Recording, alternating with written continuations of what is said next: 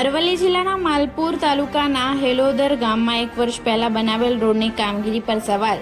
પહેલા વરસાદમાં જ રોડ ઉપર ગાબડા પડ્યા અને ગામ લોકોનું કહેવું છે કે ખેતર અને હેલોદર બજારનું પાણી ગટરમાં જવાની જગ્યાએ રોડ ઉપર જાય છે, તેવી વ્યવસ્થા તંત્રએ કરી જેથી સ્કૂલ જતા બાળકો જાય તો જાય કઈ રીતે।